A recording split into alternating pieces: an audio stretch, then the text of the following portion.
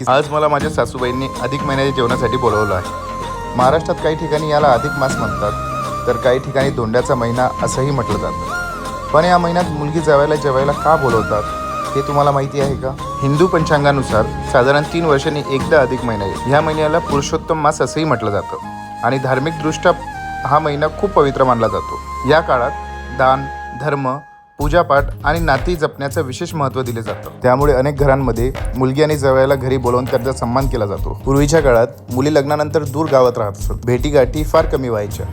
त्यामुळे अधिक महिन्याच्या निमित्ताने मुलगी आणि जावयाला घरी बोलवलं जायचं, त्यांना प्रेमाने जेवण घातलं जायचं आणि नात्यातला जिव्हाळा कायम ठेवला जायचा। म्हणूनच अधिक महिन्याचं हे जेवण फक्त जेवण नसतं, तर त्यामागे प्रेम, आपुलकी आणि आदर आणि कुटुंब एकत्र ठेवण्याची सुंदर परंपरा दडलेली असते। तुमच्या घरीही अधिक मास किंवा धोंड्याच्या महिन्यात मुलगी जावयाला जेवायला बोलवतात का? कमेंटमध्ये नक्की